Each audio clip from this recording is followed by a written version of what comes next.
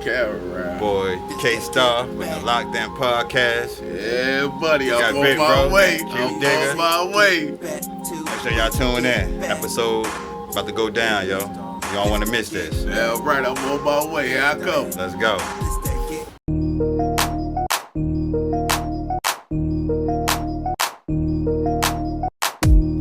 They try to stick me and get me for what I got. They just mad in they heart cause we up. For sure. We remaining on top, ain't no falling off. Ever.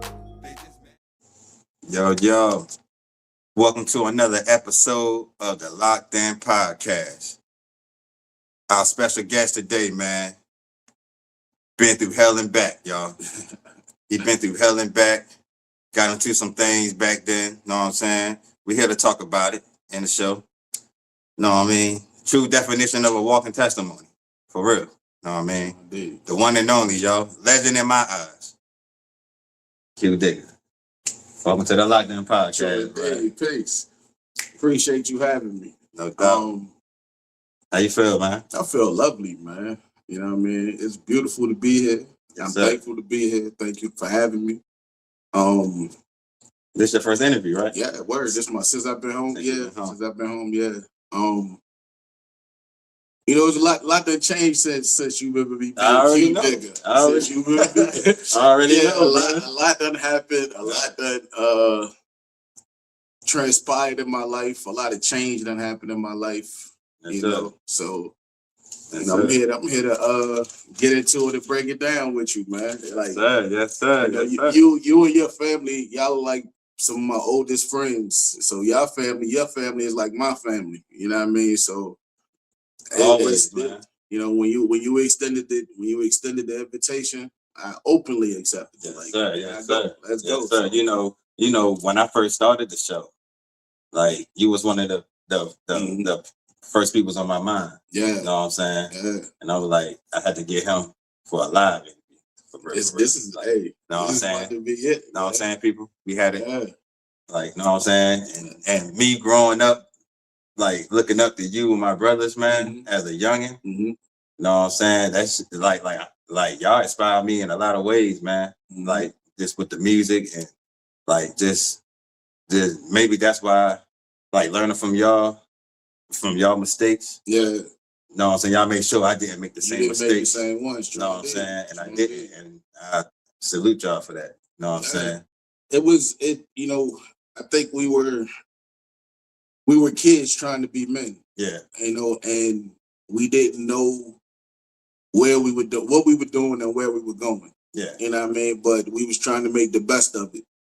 And, you know, I'm glad that my mistakes or the things that I was going through and the things that you see me dealing with on a daily basis, because I was around you every day. So anything I went through, you saw me going through it, from the good to the bad. You know what I mean? So, for you to learn from that and be like, nah, I'm gonna figure out another way. I'm gonna go another route. Hey, listen, bro. That's the way. I mean, I did get caught with a little bit of weed. You know what I'm saying? But that's really nothing major. Yeah. You know what I mean? It happens. You know what I mean? So, but I say that's the most trouble I got into, just getting caught with weed. You know what I mean? But like this, you know.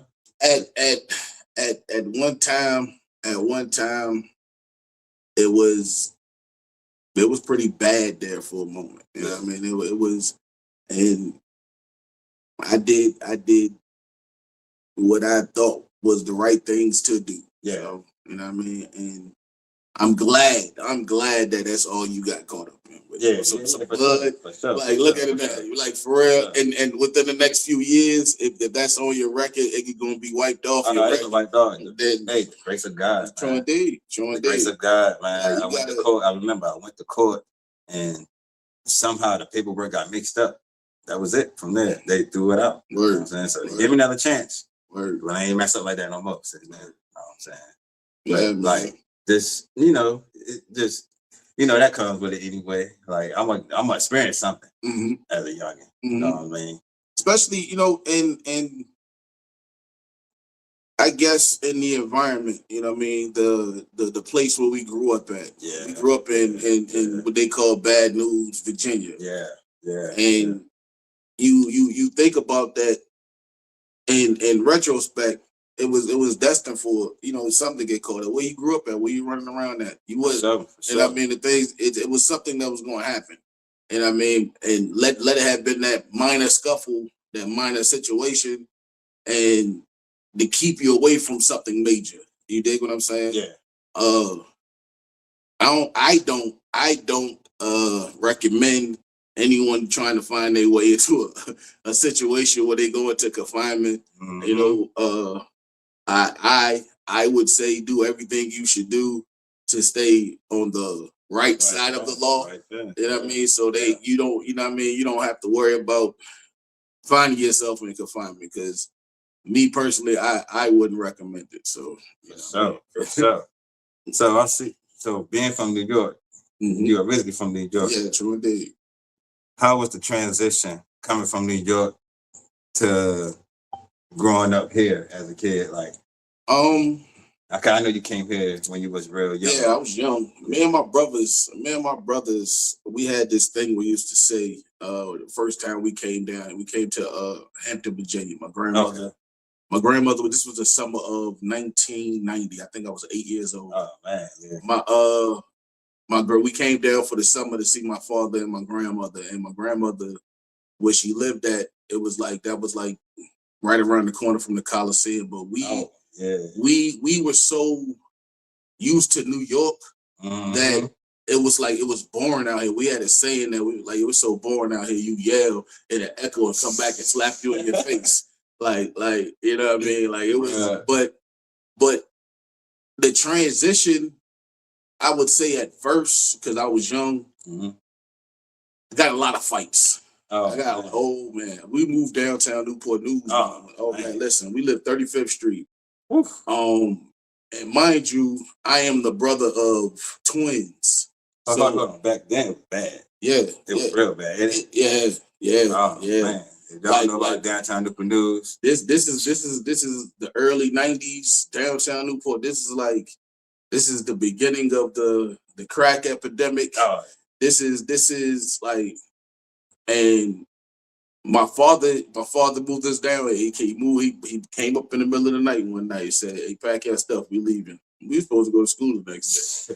No bullshit. Like, Pops picked us up and was like, "Yo, let's go. Hey, pack this shit." Him and my Uncle Jay, they showed up. It's like 3 o'clock in the morning. I hear somebody knocking on the door. I look out the window. I see my pops there. I said, "Quincy, come down here, open this goddamn door." I go down there, open it. I said, "Dad downstairs." They was like, "Who? Why you down?" Yeah. Picked us, came up, moved us to Virginia, moved to 35th Street. It was me, him, and my brother, and him, and my twin brothers, Baron and Shamal. We lived on 35th Street. How was it back then? Like it was. Because you said you was 8 years old, right, when you moved to downtown. Yeah. How was like? It was bad. Like I told you, I was getting fights every day.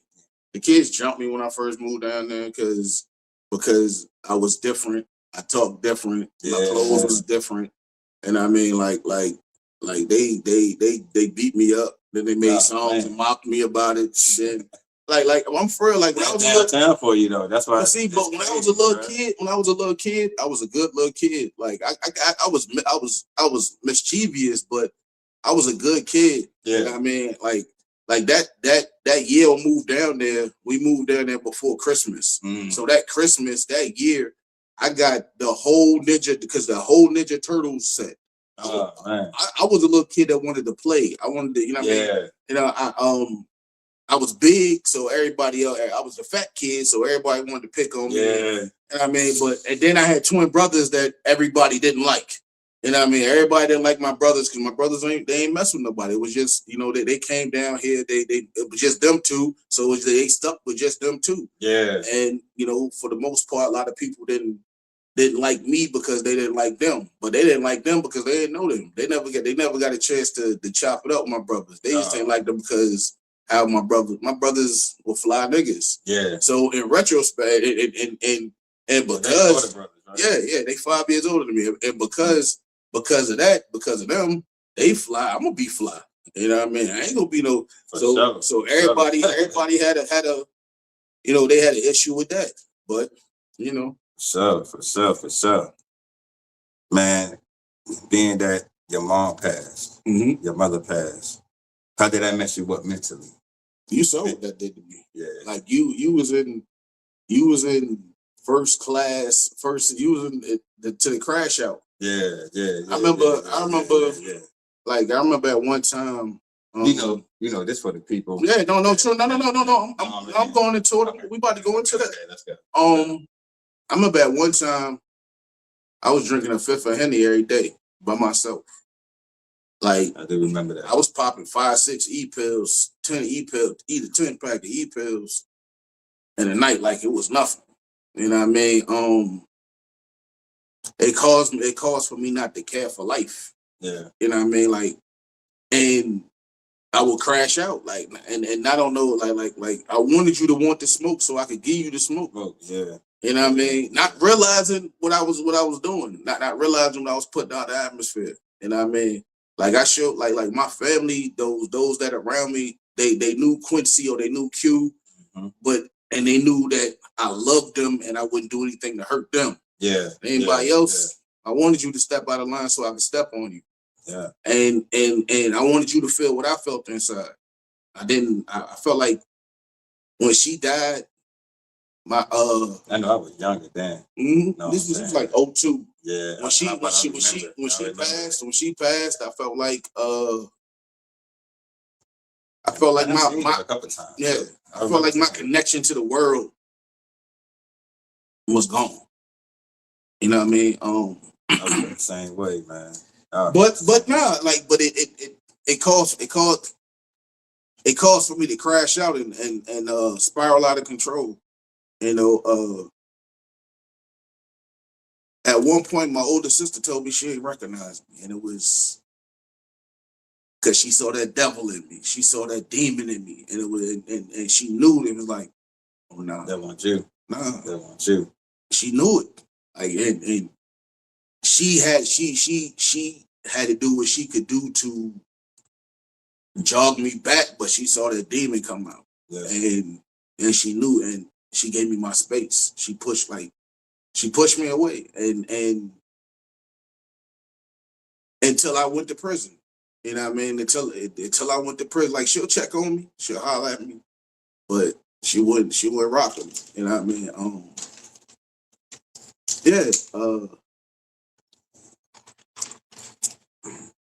Ultimately, because those bad decisions, or because of her passing, because of my mom passing, it kind of strained the relationship between me and my father.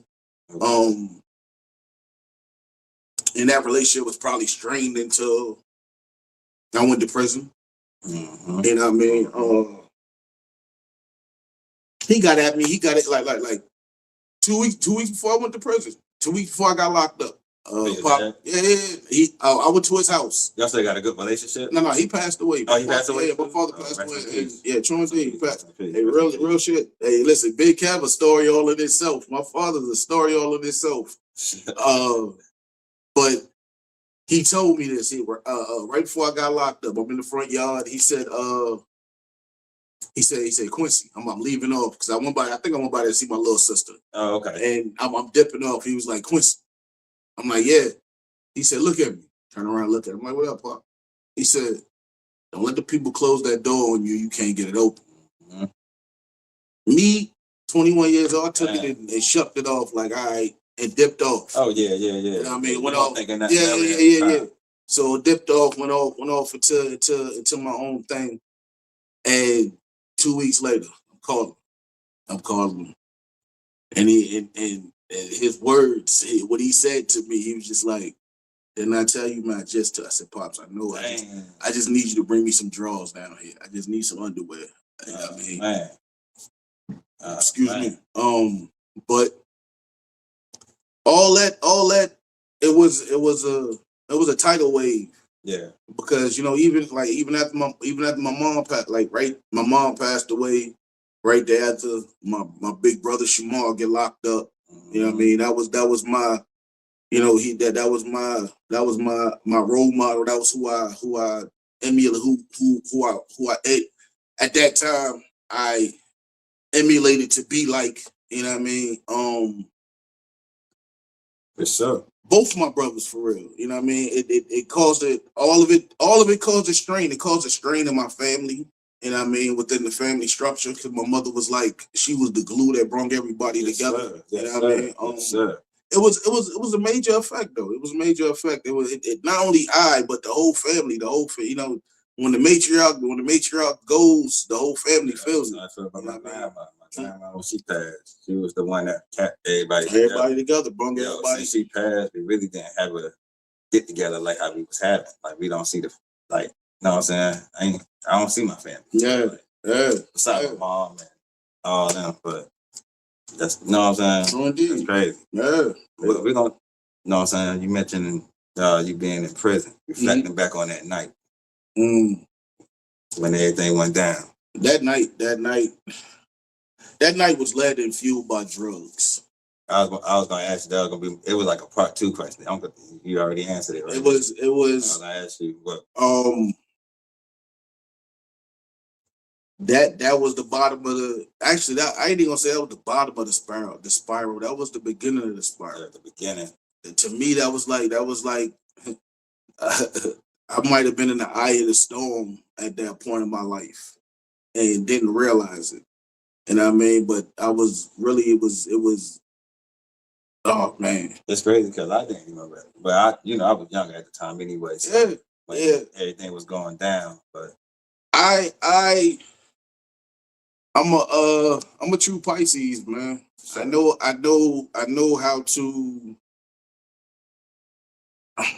how to keep my secret secret. Yeah. You know what I mean? So it was one of those things that I made the wrong judgment. I made the wrong call, and because of it, I wore it. Yeah. It was a robbery that could have went wrong, and I shouldn't have done it. I shouldn't have been there. I shouldn't have moved in that way, because it was reckless. But not just for me, because it was something that I've done before, it was something that, but I did something that I shouldn't have done, and I involved other people. Yeah. I brought other people along with me on something that could have been way worse than it was. You know what I mean? For those who don't know, I went to prison for armed robbery in 2003, 2004. I was sentenced to 93 years. I got convicted of 11 felonies. 2 attempted robberies, 3 attempted robberies, 2 abductions, 5 use of a firearm, and a burglary of a nighttime dwelling. Like I said, my total sentence that the jury gave me was 93 years. The judge, I guess the judge called herself feeling feeling sympathy, or because he was like, he in his statement and what he said in his sentence, when he gave me my sentence, he was like, he actually stopped the the prosecuting attorney from speaking. I was like, I'm not going to let you sit here and think that I'm going to allow you to give this young man 93 years in prison. Yeah. He said, no one was hurt, nothing was taken. Yeah. You can't get me to get this young man 93 years. He said, but hold on, this is what I'm going to do. This is how he said it. He said, hold on, this is what I'm going to do. All right. Now, if I was to take all those charges that I gave you and gave you numbers for them, it'll equal out to 93 years. Yeah. All right. He suspended 40 of it for life. So it left me with 53 years. But how he gave me that 53 years, he gave me 30 years for the burglary, and he gave me 5 years for the first use of a firearm, and ran the other 4 of them concurrent, which only gave me 5 years. I got a sentence of 35 years. I did 18 years, almost 18 years, 2 months to the day before I was released. I was released on January 6, 2022. at about 10:05, 10:07 a.m. You know, God works. You know what I mean? God works, man. Come on. Yeah. But yeah, that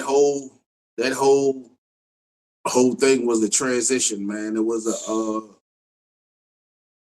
man, it was bro. Yeah, it's true indeed. Like you don't understand. You don't understand. Like I said, it hurt a lot of people when you left, man. Yeah, man. No, and you don't realize that, like for like real, it wasn't even like, the same. Yeah, it wasn't the same. I didn't realize that. I didn't realize like being young, being caught in those moments. I didn't realize how much of a leader or in a role of a leader I was in. I didn't understand that, and I said this to someone before that was around us and amongst our crew, and he didn't receive it well. And hopefully, I say this to you, and maybe you can understand it, and you will receive it well. Yes, I apologize. That's it.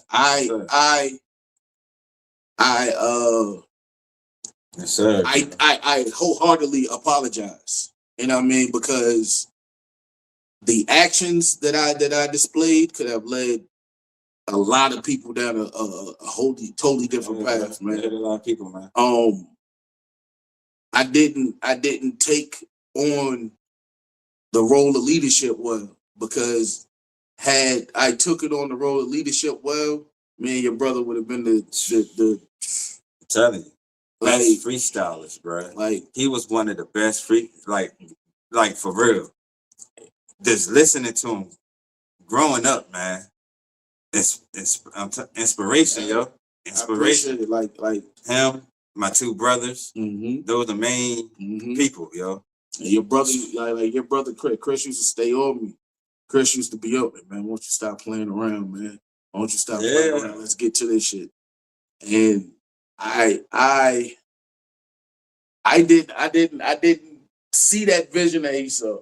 You know what I mean? I didn't know. I didn't know. Like for real, you think about it, yo, like on some real shit. Like on some real shit. We lived in Newport News, Virginia, right? Yep. Like we were one of maybe we was one of maybe what 5 black families that lived out in trailer park.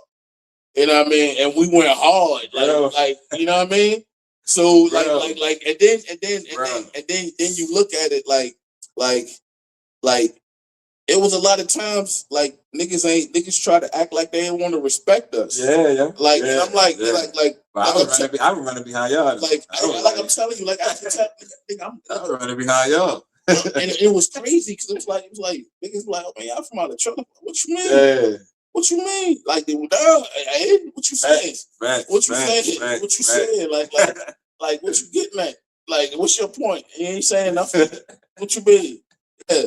I come from Far Rockaway, Queens. You know what I mean? What do you mean? What you talking about? Like what do you mean? What you saying? I live in a trailer park. Yeah, I really don't get it twisted. Don't get it twisted. I will step on you, man. I'm talking about whether it's the fist cups if that's what you want to do, or we can do the, you know what I mean? Or I'm gonna flame you on the fight.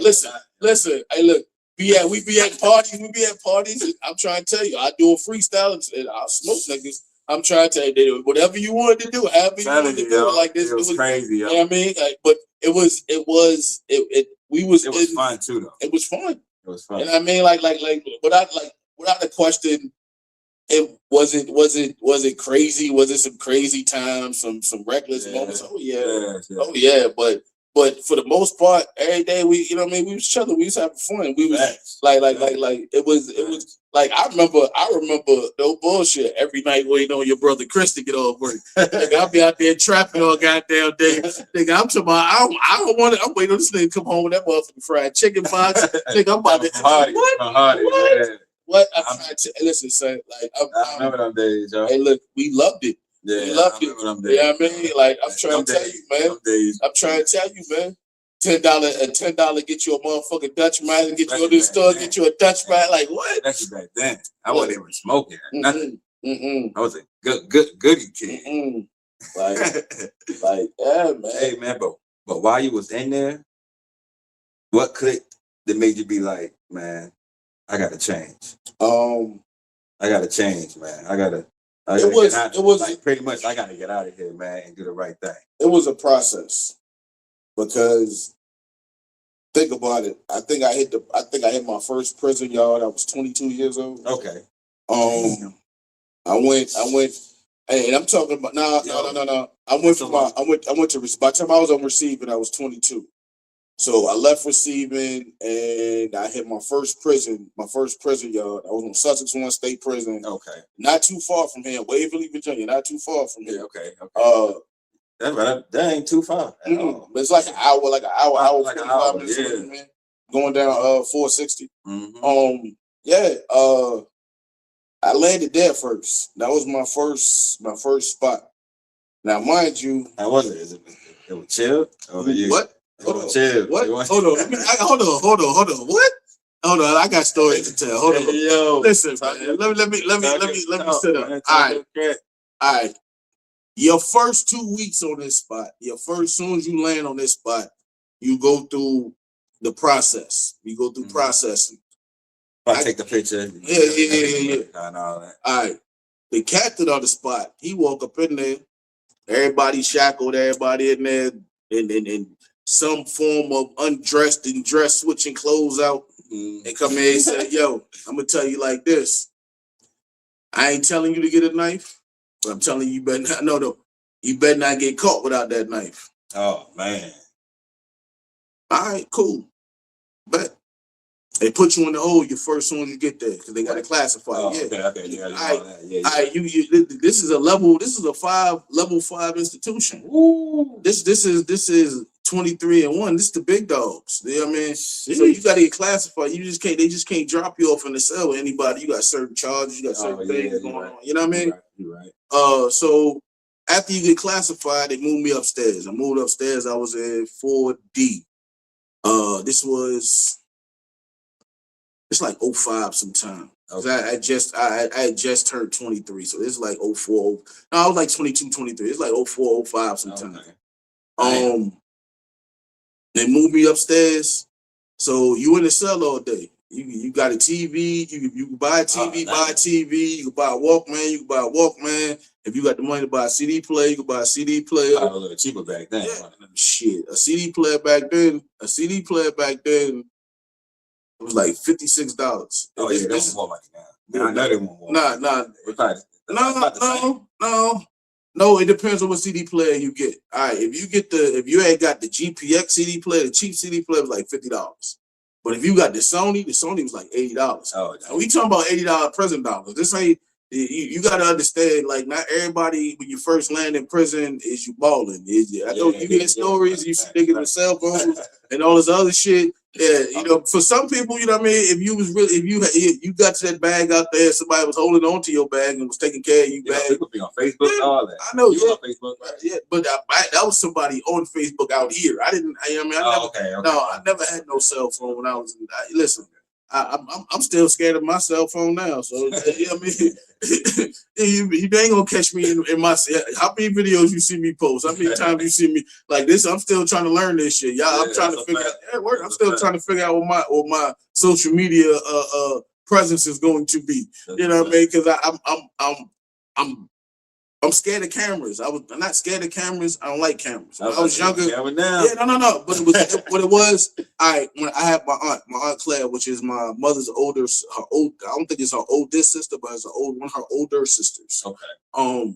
She told me something about cameras, like don't let nobody take pictures of you, and it stuck with me. I'm talking about. She might have told me this when I was 5 years old. Now, if you ever see me in a picture that up like before now. Like if you look at any picture I took before prison, school pictures, all that, I never smiled. I never like even my kid pictures. I never smiled in none of my pictures because my aunt Claire told me that shit and it stuck with me. And I roll with it. You know what I mean? But I'm starting to lighten up to it now. I be playing with the camera. Because why not look at me? I should put this shit out there. I should see this shit more often. You know what I mean? So but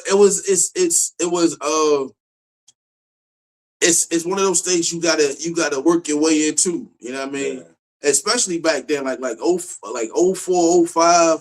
That was like it was the beginning of things starting to turn where money, like it was like the beginnings of the sprinkling of the recession starting to happen. Yeah, And I mean like you see at that time we saw gas $1.50 and we was bugging over that shit. Man. We was going crazy over that shit. Like what the fuck, gas $1.50? I want it back now. You know, I wish it was $1.50, man. They kiss my ass. Like no bullshit. Crazy. So, but it you know, I didn't have a bag for real before I got locked up. You know what I mean? I was still scrambling trying to put things together. You know what I mean? So I didn't have it where I had 100 bands to get a cut somewhere to tell somebody to send me. Hey, look, man, but look, I need 50 grand to get I ain't had that. So I mean, my prison experience is very realistic. I got there. I called my pops. Hey, pops, I need $150 so I can get me a TV. You know what I mean? I need to get a TV. I need to get some commissary. I need to get these other things. You know what I mean? He was like, all right, I got you. I'll send it to you in a couple of weeks. And he did. You know what I mean? And you know, if you got a good family support, you got a good support system on some legit shit. You got a good support system. That's true. You're going to find your way. But you know, I had an old head. I had an old head. Actually, it was two situations. I gotta give you two rundowns. Okay. All right. When I first got to Sussex, I got a probation violation. So they brought me back to Newport News. I was back in that. They brought me back to Newport News.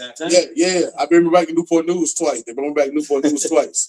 So the first time they bring me back down there, to serve me on the papers on the show calls. Yeah. You know, before I caught the robbery, I got locked up with all that weed. Yeah. Me and Danny Provo. Shout out to Danny Provo. Shout out Danny. Yeah. Fuck you, bitch. Anyway, you know, I'm playing. It's all love. Me and him got jammed up on with some weed. So when I was out on bond for that shit when I caught this case. So when right before I caught this case, I went to court for that case. Dang. It was a crazy situation. Dang. What? Yeah. I went to court, but I had 2 years probation. I never went to go see the probation officer. Never went to go check in. You know what I mean? Because on some real shit, I was gonna live. I was on some shit like fucking. I didn't care. I was 21, 22 years old. I didn't care. I mean, I was never gonna come down there and piss in your cup. You was never gonna come find me because my address isn't my address. And by the time you would have caught up, with, if I didn't catch this case, by the time you would have caught up with me, the time would have been 5 years down the road. Shit would have been over with. Like on some real shit. So I caught the case. So I wound up going to court. I get 5 years, 2 years probation. 5 years suspended, 2 years probation. Okay. So they bring me back to Newport News and serve me on that 5 years suspended because I caught that other case like a month, like the next week I caught the case. Dang. You know what I mean? So they bring me back. They bring me back on that show calls. Oh, man. So I'm down there. That's where you hear all the crazy shit going on. I already know. You know what I mean? Yeah. You know, I heard my name and so much shit that it was like it was just wild. Like that first 2 years, that's probably why like ain't nobody really hear much from me because whenever I did talk to anybody, my name was just some bullshit. You know what I mean? This back when I was still talking to Pam. Me and Pam was still talking on the regular. And me and Carolyn was talking on the regular. Shout out Pam. Shout out Pam. Sure did. They tell me, Bayside talking about you snitching. All right, like on some real shit. I don't know nobody who has taken a bid like I took and snitched and wound up with the bid that I took. Like how come ain't nobody else get locked up? And I had to ask, I was still in my feelings. I was still in my emotions then. That's great. I was still in my feelings and my emotions. I called home, I had to check homie. Like, yo, what you mean? I say, yo, bro, if you ain't got nothing good to say on my name, don't ever speak my name again. Like, where you get that from? You know what I mean? Anybody who was around, anybody that was there, anybody that, you know what I mean? You know who was there. You know who was what. Go ask any one of them if their name ever put in anything. Ask any one of them. You're the only one that did the... that's it. Crazy. You know what I mean? The proof is in the pudding. The proof is in the pudding. Yeah. And I'm telling you this, like I'm telling you on some real shit. The proof is in the pudding. And I mean, can't nobody put no smut on my name on some snitch shit, none of that. Like I came home on some honorable shit, and we gonna get into that as we further this to you know what I mean. But what made me start to change? It was an older brother, a few years older than me. Like I say Righteous like 4 years older than me. His name, right? Shout out Righteous the Rule on Instagram. You know what I mean? You did mention him. Yeah. The last time you were here. Shout out Righteous the Rule on Instagram. We got to get him an interview. We got the book. Listen. Righteous got locked up. He was like 16 years old. Righteous did a bit. He caught me, like I told you, he was a few years older than me. He was already in for a minute. Yeah. You know what I mean? So if I was like 22 when I met him, he was like 26, 27 when I met him. He already been in like 10 years. Okay. He approached me. You know what I mean? He's like, yo, I see your swag. Yo, he like, where you from? You know what I mean? I was like, I'm from Newport News, but I was born in Queens. So nah, it's like Queens, shit, I see it in you. Yeah. I was like, all right, what's up? Man, start building. He gave me a book to read. And this book, I'm telling you, I still have this book. Not the book he gave me to read, but I have my very own copy of this book still to this day. This is 20 some odd years later. A book called Visions for Black Men by Dr. Naeem Akbar. I recommend any black man to put that book into your repertoire. Put that book in your collection. You know what I mean? That book, not just Visions for Black Men, by Dr. Naeem Akbar, but also Community Itself by Dr. Naeem Akbar. Like his whole collection. I recommend any black man that like you really try to and the book's little. The book this big. Oh man. Now dig, I'm telling you, the brother gave me the book. The God gave me the book. He gave me this book. He said, here, I see you be in there reading. Here, read this. I take the book in the cell. Hey, I'm a fat. Now, mind you, I'm dyslexic as hell. I don't know what it is. I'm dyslexic as hell. When it comes to learning something, well, if it's something I'm interested in. Oh, you gonna, yeah. Yep. I read, but like at this time on my bed, that's all I did was read. My TV would be on. I have my headphones on. I'm just sitting there reading. I will read a book in a night. I'm talking about a book this big in a night. Just sit there all night. I ain't sleep when I first got locked up. I still had insomnia from being on the street. I didn't sleep. Bro, I never slept. The most sleep I got, I might be on your couch like that. And then I'm back up at it. I'm back up ripping and running. I ain't sleep. What? Sleep where? Come on, man. Dang. So that was still my mentality going to jail. You know what I mean? So it was like, I'm up all night. It ain't no drugs and no shit like that. I just couldn't sleep. I might catch 2 hours of sleep, a couple hours of sleep, and back at it. I'm watching. Crazy you say that. I was the same way. When they locked me up, I couldn't sleep. I ain't sleep though. I couldn't. And it's so it. He gave me the book. I read it. I read the book. I'm talking about word for word. Read the book. Gave it back to him. He said, "Yo, you read it?" I said, "Yeah." He said, "Did you like it?" I said, "Yeah." Man, started chopping it up. Yeah. And then he started asking me questions about it. There was questions I couldn't answer. I'm like, he was like, "Nah, you ain't read it. Here, read it." Oh man. Oh, so he made sure it still did. Yeah. Like he made me go back in there and read this book. Yeah. He wanted to so read it. After I read it on some, I ain't gonna say no fly shit, on slick shit. I wrote him a report on that shit. Okay. Now, mind you, it wasn't nothing that I had to do. I did it out, you know what I mean, just to show you. No, I really read this book. Yeah. I caught it the first time. You know what I mean? It might have been little pieces that I did to catch it, but it was the immaturity of my mind at that time. It wasn't that I didn't read it, I didn't catch it because of, you know what I mean? Some things can't all get caught at that first time. Yeah. So just to show him that, I read this through. Boom. I gave him the little. He read it. He was like, "Oh yeah, no, you done." Gave me another one. That's when he came back. He gave me Community Itself. Okay. You know what I mean? I'm reading Community Itself. Read that, and it took me on a different course of knowledge that I was searching. The information that I was looking for. But to speak on Visions for Black Men, this book, if you read it, you at a certain age, I recommend any young man that's between, I say any young man between ages maybe like 19 to 25 should read this book. Okay. Like Visions for Black, but also I recommend every black man read this book, especially if you have black sons and you raising black sons in this country. Yeah, man. You should read these books. And I mean, so it put me on a different search for different knowledge. Mm-hmm. So boom, all right, I'm there. I'm on Sussex. No. It was another situation that made me kind of shaping up. All right, I was kind of reckless when I first got locked up. I was kind of reckless. I thought I was never coming home. Like I said, I had 35 years. Yeah, no. I was 22 years old. Anybody, man. My mind was, I'm gonna die in here because I got more time in here than I had free in the world that out in the free world. Yeah, so sure. I was kind of spazzing, and I was with the shit. I ain't care. Like I said, I still had that mentality. Whoever wanted it, yo, you want to step, you gonna step. Yeah. And I mean, from the jail, I was the only uptown nigga in my block when I was in the jail. And I mean, that shit caused problems. Yeah, right. Oh, what? Then, I mean, like I said. They ever tried you? What? I got plenty fights in the jail. Like that was a, you know what I mean? But the real it ain't the jail fights, because the jail fights, you gotta earn your scuffles. Yeah, ain't nobody coming.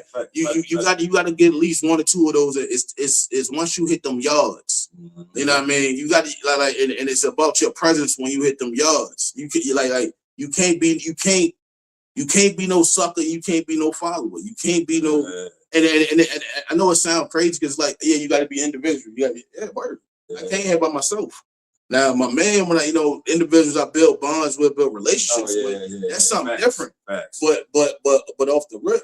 But these young dudes ain't prepared for that. They not prepared for what goes on there. They see that individualism is what's going to keep you from getting swallowed up by the games. It's going to keep you from getting swallowed up by the predators. Yep. And I mean, because hey, listen, son, it's predators.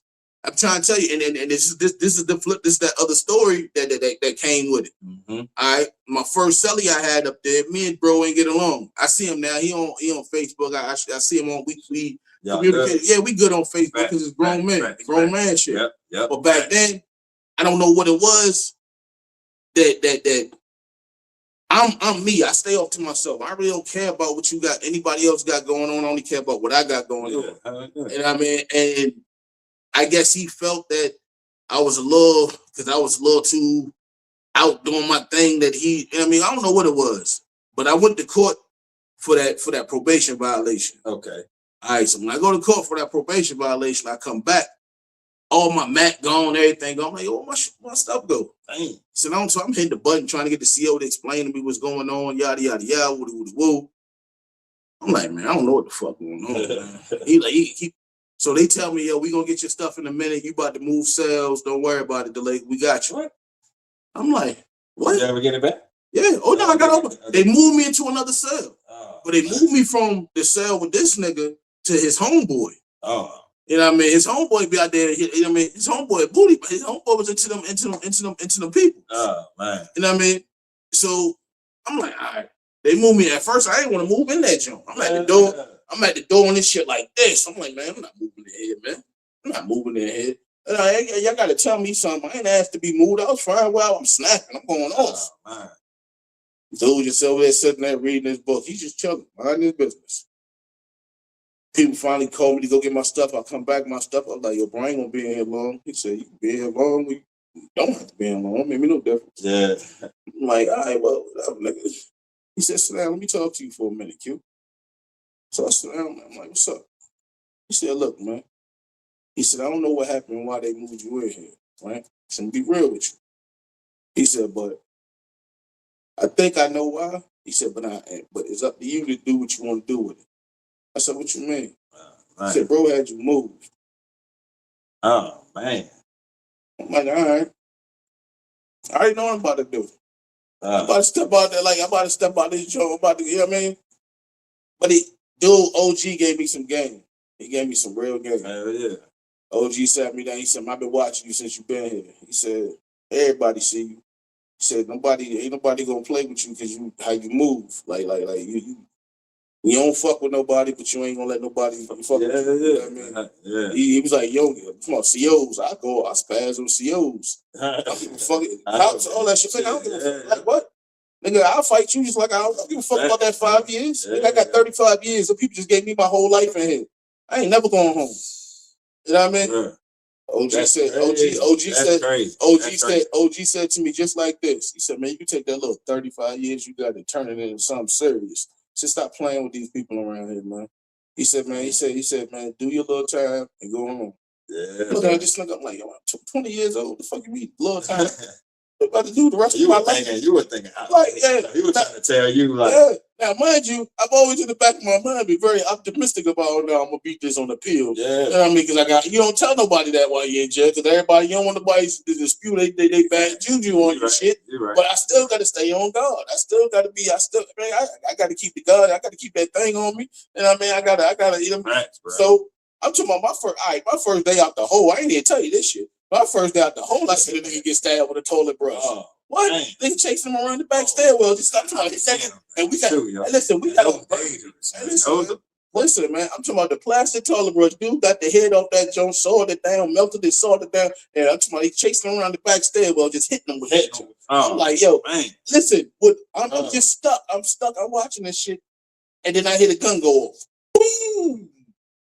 They got guns in here. Damn. Like, I'm like, yo, now, mind you, you see it because the only time we come out ourselves is when somebody on that gun tower. You see the gun, but in your mind, yeah. Somebody up in the air, they like 25 feet in the air over here. And you like, yo, you hear the shit, you hear it, right? And then it's like, you like, oh, I'm froze. I'm on the trash can, sit on the trash can, froze. Everybody else in the pod, everybody else on the floor beside these two niggas, he's still chasing them. Another nigga still trying to run and get away.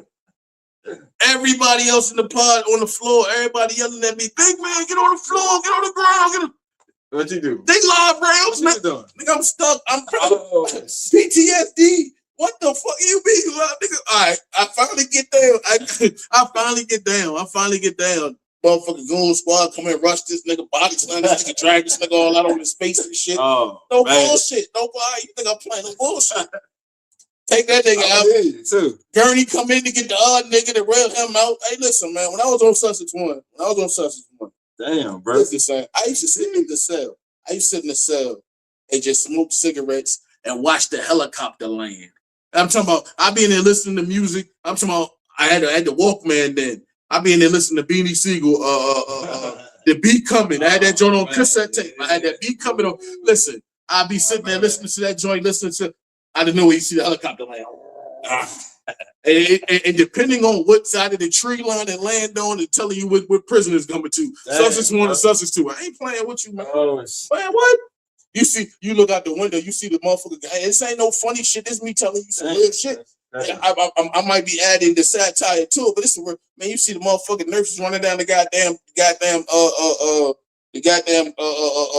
catwalk with the gurney. Oh, what? Yeah.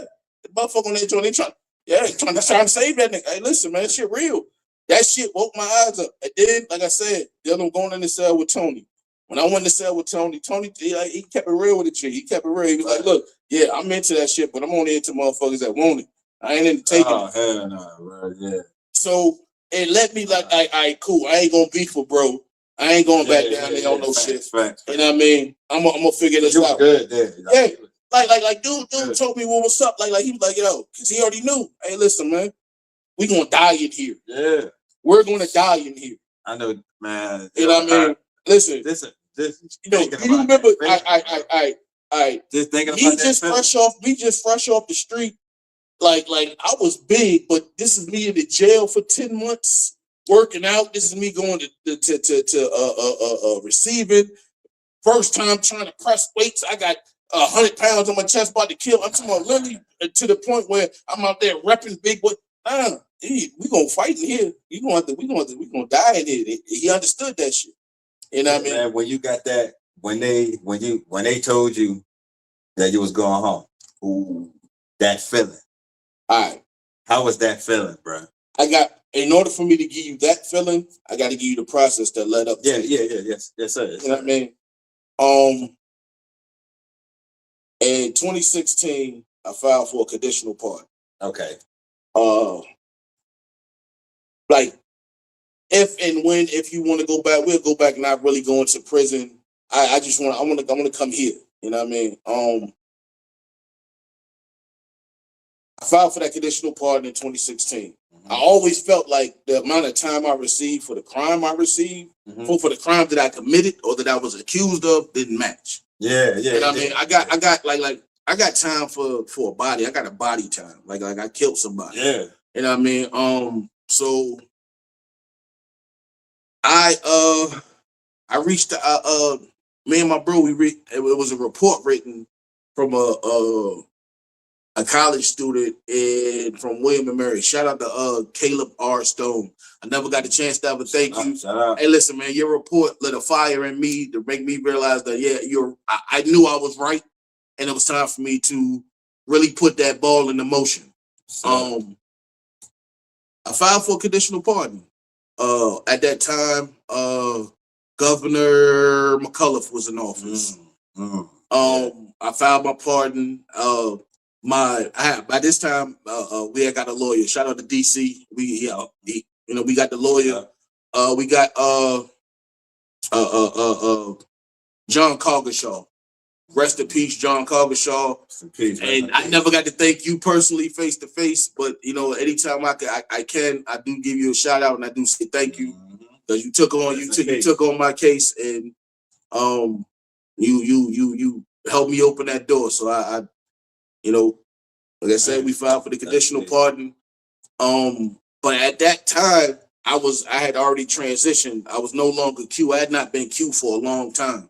You know what I mean? By that time, I became benevolent. Yeah. You know what I mean? And in that process, I gained knowledge of self. I became part of the Nation of God's and Earth. Okay. That's a conversation, you and I can have at a later point. Yeah, Troy D. Okay. That's definitely something that we should definitely build about, have a conversation about dialect. But it opened my eyes that I was bigger than my circumstances. And me being bigger than my circumstances, I know I don't belong here. So I put that energy there. I put that energy to say, yo, it's time for me to go home. Yeah. Like my older sister will tell you. My older sister Kim will tell you. I told Kim I'll be home before I'm 40. I don't care what these people say. Yeah. All the BS that I caused, all the you know what I mean? Because I got in trouble while I was like, I got in some, I was getting in trouble. I was still, like I said, I was still cute. I was still with the bullshit. Yeah. Kim will tell you, I told her, I said, babe, I'll be home for my 40th birthday. Dang. Yeah, man. And it didn't happen the way that initially I thought it would. Like I said, I filed for the pardon in 2016. McCullough left office in 2018. He passed me on to Governor Ralph Northam. Mm-hmm. And I think that he passed me on in hopes that I would be pardoned as soon as he came into office. Yeah. So I would have been coming home right there in 2018 anyway. Man. Damn, so all that worked out good. No, but it didn't. It didn't. Oh man. He made me wait till, and it's not he made me wait. He waited till his last day in term. Okay. Or the end of his term. But the turmoil what I went through in those 4 years, it was crazy, man. Like I was telling you and your brother this the other day when I first pulled up. Mm-hmm.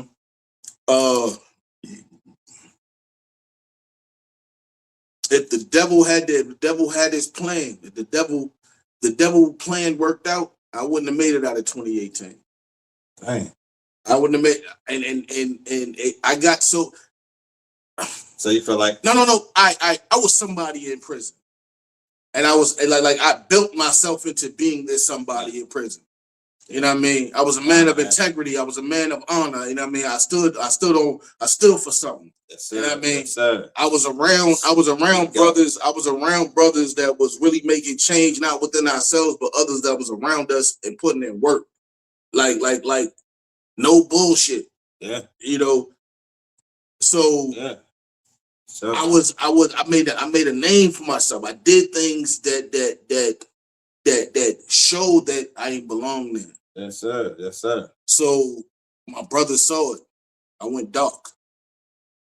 And I was so caught up in it, so trapped in darkness, I didn't realize it. I ain't feel it at first. And I mean, I'm still doing my everyday routine. I was on autopilot. I had an everyday routine.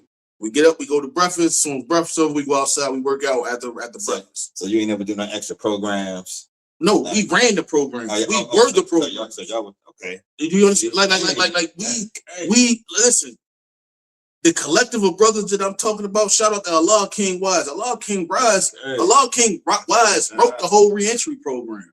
What Allah King Wise created things in prison that they're using right now because of him and what he did. You know what I mean? Like the brothers I was around, the nation of gods and earth is able to openly practice in Virginia state prisons because of pure black Allah.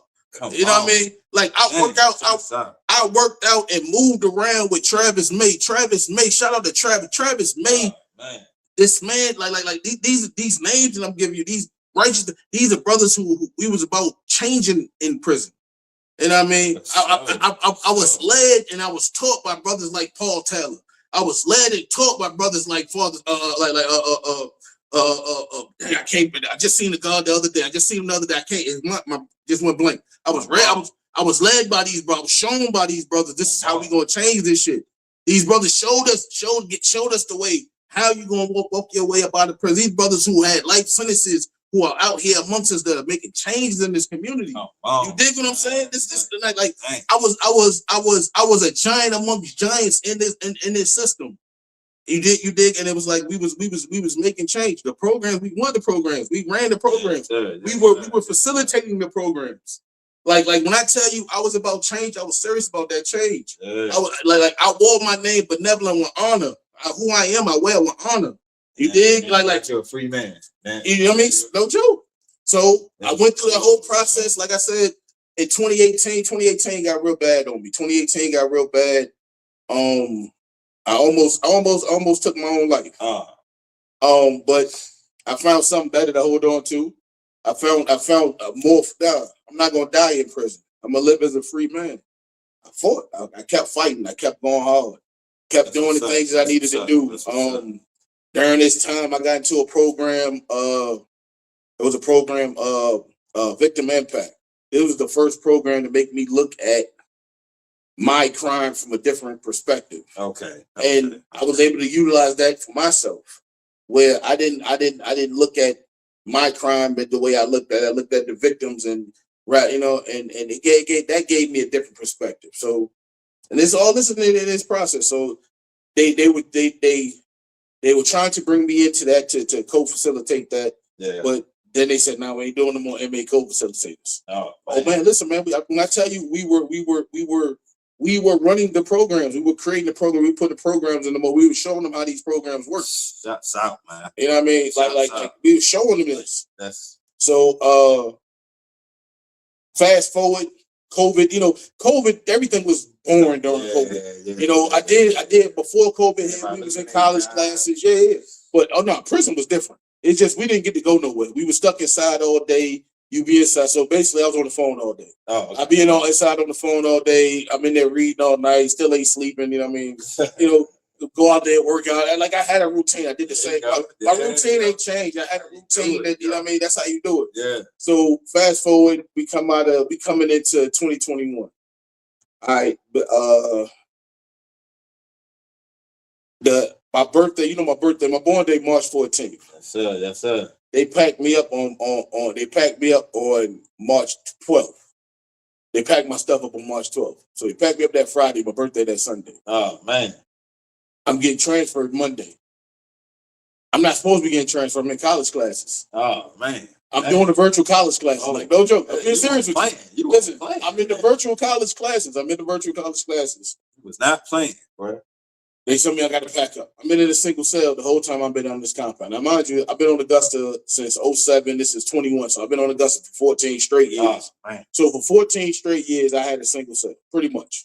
And I mean, I might have slipped up, which the whole had to go on the back. I built my way back to my single cell because I'd rather be here by myself than me. Yeah, me too, though. I'd rather, you know what I mean? Like I'd rather and on some real shit. So I get moved to a dorm. It was a culture shock, but it was for a reason. I did 10 months. I did 10 months on, not even 10 months. I did like 9 months and some days. Okay. On the open dome.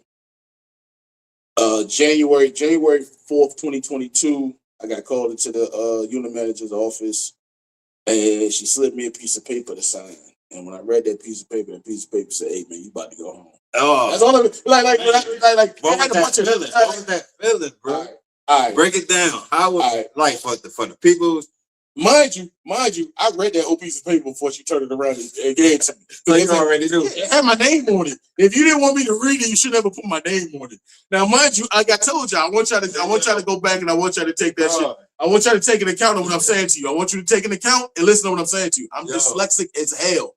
Like, but if it's something that interests me, and it interests me because it had my name on it. I read my name and said, if you know me, you know my name. I ain't gonna tell you my name. I ain't gonna give you all my business. And said my whole name across the front of it. You know what I mean? So it let me to read everything that I've read. And I still got that piece of paper at my house right now today. And I've never let it go. I might frame it, put it up on my wall. It might go on my, take it to grandma's house and put it in her. Take it to grandma's house and put it in her Bible in the back of her Bible. That's where all the important information that your grandma's house is at her Bible. So I might take it to Kim's house and put it in her Bible. So it's posted and keep it safe, keep it. Anyway, I digress. I read this whole piece of paper. This whole piece of paper told me, "Hey man, you about to go home." Okay, bet. Let me see that piece of paper. She said, "You sure you don't want to read it?" I told her. I said, "I read it as soon as I came in the office. I had my name on the top of it." I said, "Well, I don't know how you do, but if I walk in the room, I see my name on it. I've never been here. You never called me here before." Yeah. I had to read every piece of paper here. I read it just like that. Look, so you go in her office. You either going home. Yes. Or, okay. You no. You go to her office 9 times out of 10. You done got in some trouble. Now, I don't get no trouble. Listen, come on. Me catch a charge. So you already know. Yeah, right? All right, now, mind you, check this out. This is the second time they called me. Before I went in her office. The Gita run that first time they called me, I'm on the phone with my man Chip. Me and my man Chip. Shout out Just. I got me and Chip on the phone. We chopping it up, yada, yada, yada. They called me. I go up to the booth. I'm like, yeah. They were like, "We need your home plan." I was like, "All right, I just gave you my home plan last month." I just did my annual review last month. So I just gave you my home plan.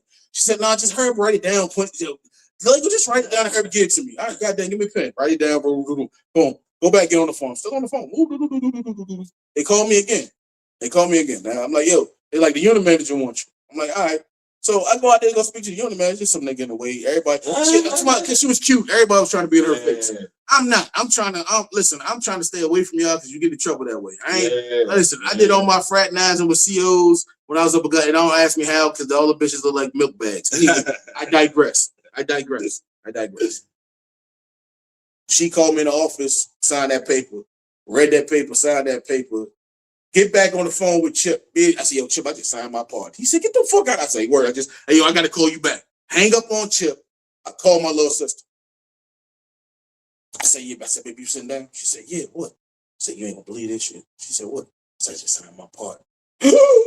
Hold on. She called my nephew. I know she went. Man, what? Bro. Hey, listen, she called my nephew. She called Malik. Shout out to Cash Goat. And she called Fresh. She called Jeff. She called Fresh. Shout out to Fresh. Hey, listen. I'm on the phone. I said, "I could be home before the end of the week, man." Damn. Said, "What?" I said, "Yeah, no bullshit. I could be home before the end of the week." I said, "Yo, we coming to VA. We about to turn this shit up. She about to be less." I said, "Nah, I don't want your mom to know right yet. I don't want your mom to know I'm coming home right yet." They was like, "What?" I was like, "Yeah." I said, "I want to surprise her. I just want to go to her house and knock on the door." My nephew said, "Man, don't do that. Dang. Your mom, man, my mom might have a heart attack." I said, "Nah, I'm not going to knock on the door." Yeah. Now, mind you, I ain't know DC went live when I was coming out. I didn't know everybody saw me come out until I came to the car. Matter of fact, I didn't know until we got to the car. I didn't know everybody saw me come out. I didn't know this shit. Mind you, the last cell phone I had in my possession, I had a little Nokia junk when I was in the box. Okay. I did, and it was just for business. It wasn't like I had one of the smartphones playing on shooting video. It was strictly for business. I only pulled it out when I need to make a call to make sure shit was coming when I needed to come, and I put it away. Anyway, I digress. I didn't know that he was live. I got in the car, he hit me, you know what I mean? He handed me a bag of clothes, Nike shoes, Yes, you know what I sir. mean? Nike. Gotta get you fresh. Yeah, you know what I mean? Fresh. Gave me my phone, first time touching the iPhone, first time seeing the iPhone. Like at that time, I'm so like when I first saw you asked me a question, I didn't answer and I apologize. You asked me how did I feel? Yeah.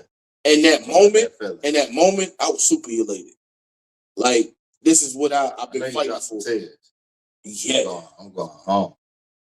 The night before though, I couldn't sleep. That Wednesday, I couldn't sleep. I know. That Wednesday night, no bullshit. I walked that floor, and I'm talking about normally everybody know I had a routine. When I went out, damn, look at my head. When I was in the box, I had a routine. Like I'm in bed. As soon as they make that lights out count, I'm in bed. I'm up 5 o'clock in the morning because I got to meditate every morning and I got to get on my phone call at 7 o'clock in the morning. Facts. As soon as the phone's cut on, I got to be on the phone because that's my thing. Make sure I listen. No, because it's like for real, like on some real shit. And I gotta shout her out. Shout out Yvette. Shout out Queen Nobi. I gotta shout her out. I can't. Yeah. Because she was epic and paramount to what took place. Yes, sir. And I mean in my life at that time. And and without a doubt, I might not have given her credit when I came here and my actions of being here. Yeah. But like for real, shorty, like so shouts out. Just the platform. You know what I mean? Like I wanna like she was my comfort. She was my not just my comfort, her and her son was my world. Right. My first. So they're the ones that kept you in your mind. Yeah. They was my yeah. You know what I mean? Her and her son, like I miss him. Like, if I'm honest, I miss them both daily right now. True. Yeah, sure. You know what I mean? But I couldn't be the man in their life that I needed to be. And it was things that she and I, we just, and I mean, it's no long story, you know what I mean? But shout out to her, you know what I mean? Salute her because that's a fact. Yeah. Like her energy helped me bring and tap into my God energy. You dig what I'm saying? Yes, sir. And it help her tap into her earth energy and help me understand my powers as God. Yeah. So you know what I mean? And you know, I can't discredit her. I'm always gonna give her just due. I'm always gonna give her due respect. Yes, but yeah, like glad you home, bro. Like she got me in that space where I had this routine where 5 o'clock in the morning, every 5 o'clock in the morning, I was meditating. Like you wake up, everybody wake up, they already know. I'm right there meditating. Yeah. I'm sitting in my chair. But it brought calm. Yeah, it's good for your mind, man. It's good for your mind. But for that, I say that to say, for me to my last day, I was ball nervous energy. I just kept walking around the park. Now, normally the only people that walk around like that at night is the people that's on them substances. You know what I mean? And I'm not somebody that's on substances, so I'm normally in bed like the normal folks. So it was like a nervous feeling. Man, I was just nervous. I'm sitting in the bathroom. And that's when it hit me. I start crying when I'm in the bathroom. So I think the sergeant was making rounds at that time. She tapped on the glass. I'm like, I'm all right. She said, nah, come on, let me talk to you for a second. Oh, man. I'll come out. She said, if this was any other night, the Lakeland, I would feel some type of way and I'd be mad at you. I'm like, all right. She said, this is CEO? Yeah, this is Sergeant. She said, but I know what just happened. She said, I know what's going on. I said, yeah. She said, you just nervous. I said, yeah. She said, how long it's been? I said, don't come up on 19 years. Dang. She was like, you got it. She said, I ain't gonna bother you no more. Go ahead, go back in there. She said, I didn't want to be around them. I needed my space. Yeah. I needed some space to so the bathroom. Let it out. Yeah, as long as everybody else sleep. And then, you know what I mean? My young G, he be like, yo, you ain't going in there use the bathroom. Go in there. He in there right now. He was on some bully shit. Like yo, you ain't going in there use the bathroom. He don't go in there. He in there right now. He wants something right now. Nah, for real. He ran them off. He ran niggas out. So I got a few hours. I got the time to really be in a little closed-in space by myself after being around so many people for so long. But Let me ask you this, sir. Now that you out, you're a free man, you and Vet and this album, man. I told what we doing with the music? I told him I'm with it. I mean, like I'm with it. That's my last question for you. I'm with it. I told him we could do it. Man, okay, like send me some music, Vet. Go ahead and start sending them. You got my number, you got beats. And I mean, send me some music. Like I said, he is one of the best freestylers. Send me something to listen to. My nephew sent me something last night. I ain't get the chance to listen to it yet because he sent it to me when I was on my way home from work. No. My nephew Jeff. Okay. He graduated the year before you did. Okay. Yeah, he graduated from No, he graduated from Hampton. Oh, it was a Hampton. Oh. Hold on, let me think. I gotta think. I think Jeff graduated from Ward. He used to live out Oyster Point. Jeff used to live out Oyster Point. I think I know who you're talking about. You used to run with Scruff. I know who you're talking about, bro. Yeah, he was Johnson, right? Yeah, I show you a picture of him. Okay. I show you a picture of him. Yeah. I know who you're talking about, bro. It's been years though. Yeah. I know Scruff. Listen, I got some shit. Oh, that's his. They best friends. Scruff best friends. I got two nephews. I got Fresh and Malik. Goat, Cash Goat. Okay. Hey, listen, man. I'm trying to tell you, man. What would you give that advice to the younger people nowadays before we get up out of here? Like find some people that's going through the same thing, man. The younger guys. Hey, look, young G's, young fellas, young. You know what I mean? I would never call you a YN. You know what I mean? I would never call you a YN. You know what I mean? Because that is just the predator. That is just the aftermath of what they called our generation. They called us super predators. They labeled us. They labeled us things that we wasn't. You know what I mean? And we lived up to them. You don't have to prove you hard by catching stain. You ain't got to prove you hard by going to jail. You know what I mean? Because one thing ain't nobody gonna tell you.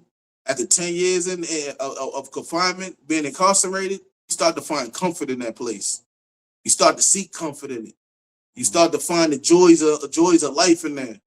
And I mean, especially if you one of them young impressionable minds, hey, yo, bro, them gangs gonna eat you alive, but them predators don't. And I mean, man, I ain't talking about you being able to fight. You know what I mean? Hey, listen, man, most of y'all don't even drink milk. Most of y'all, you know what I mean? Y'all don't wear, I don't know. I can't explain it to you. You're not prepared for what's coming, man. You know what I mean? Find something that you're interested in. Find something to lock into it. Yeah. You know what I mean? Lock in. Yeah. That's the only thing you can do. Because I'm trying to tell you, them streets, where they leading you one or two places. That prison for a long time, or that graveyard. You can't come back from that graveyard. You know what I mean? Not everybody can bounce back from that prison joint like I did. You know what I mean? Not everybody can bounce back from that prison joint like Allah King Wise did.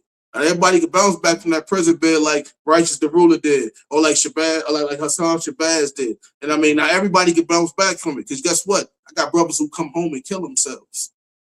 Sir. They make it through those prison beds. They make it through doing 20 years. They make it through doing 30 years. And guess what? They come home and they kill themselves. Why? Because that shit messes with your mind, man. That messes with your mind. You don't want. Hey, man, I suffer from PTSD. I suffer from anxiety. My first 3 years out here, I was a baller. Hey, I was hoping that they would send me back. Do you hear me? That's deep. Hey, listen, man, you don't want that life. Find something that, it's so much out here to do. You know what I mean? Instead of, you know what I mean? And it's about to be summertime, man. It's about to be summertime. You don't want to find yourself being the story of crashing out this summer, man. You don't want to find yourself in a situation where you in that paddy wagon, you going down to that booking this summer, man. Because guess what? This might be your last summer, man. And when they giving out them L notes, they giving them out. They mean that shit. Life is life, my nigga. Life is life. Forever. Your release date is the day you die. Do you understand me? And all you young dudes is under the thing, I ain't but 16. Guess what? They'll give you more time than you have life. Do you understand me? Do you hear me? And you only and because I'm telling you this, if the gangs get you, you're little 25 years, but I go for parole in 25 years, I ain't but 16. Oh, guess what? That once you start catching new time on top of that, because them gangs gonna get you, man. You gonna go in there, the gangs gonna get you. You gonna have to prove yourself to the game. Somebody care about you catching a stain on the street. All right, you caught a body on the street. What you doing in here? What work you putting in on this yard? And guess what? You gonna be dumbing up the try because you got to prove yourself. That's it. I'm telling you, man. That's it. You know what I mean? You got to think about these things that you want. You got to life, freedom. Hey, look, man, and never in my life could I tell you I was free until now. I'm free. I don't have no worries. You know what I mean? I ain't got to worry about. I don't have to worry about being on probation. I'm off probation. I ain't got to worry about life, freedom. That's what you should strive for, man. Strive for that shit. You know what I mean? Find something. I'm trying to tell you, find something to lock into. You know, and just to show that we always try to get at to the younger people now, because they not understand this. It's a lot of killing. It's a lot of crime going on. Like that shit increased for real since back then. So you talk about the younger get killed, man. Shout out to the younger Jada Pierre. I think that's his name, Jada Pierre, out there in Hopewell. No, out there in Queens. Out in Queens, the young boy, he died the other day. Hold on, I'm about to pull it up short to you. Yeah, Jada Pierre. Yeah, Jada. Shout out to Jada Pierre family. Man. Rest in peace to Jada Pierre. Peace. Hey man, follow me on TikTok on TikTok at Benevolent to God. Follow me on Instagram at Benevolent to God. Sir. Hey, I'm doing a post about that. I feel some type of way. You know, I'm from Queens. I grew up not too far from there. Not too. I feel some type of way about that, man. And you know that is the definition of senseless. And we as them older G's, we as them older brothers, hey yo, it's time for us to put boots on ground, man. Yes, sir. It's time for us to put boots on ground. Hey yo, like I said, if you got sons, you got teenage sons, you need to be an impact in your teenage son life. You need to show it first. You need to read that book and get an understanding of what manhood looks like and get your manhood together and go show your son what it is to be a man. Stop showing him what it is to be a gangster. Because gangsters go to jail and find themselves in prison yards, man. That's what I'm doing with my teenage son. You know what I mean? Gotta have him on track, man. But he already doing things that he knows. He already knows, so that's crazy. You gotta have an impact. You gotta be in you gotta show them boys. You gotta show them boys what it is to be men. We gotta go back to being men in our community. So I'm trying to tell you, read these books, read the community itself, read the community itself, Visions for Black Men. You know what I mean? Know thyself. We're gonna definitely talk because I'm gonna need to get my hands on that. I got all of them in my repertoire, man. Yes, sir. You know what I mean? Also, but with that, I'm peace, man. Yes, sir. I appreciate you having me. Another show. Appreciate you, big brother. Peace. I appreciate you. Good show. Damn right. Make sure y'all follow Locked In Podcast on all social medias: Instagram, Facebook, TikTok, YouTube. Go ahead and subscribe to the channel. This was One on Ones. I appreciate Big Bro for coming. Sure indeed. Doing this interview. Like I said, tapping with me on Instagram, Benevolent to God. Tapping with me on TikTok, Benevolent to God. Hey, look, man. Let's make this happen. Let's do some good things, man. Yes, sir. Let's do it. Peace. That being said, we out of here. They try to stick me and get me for what I got. They just mad and they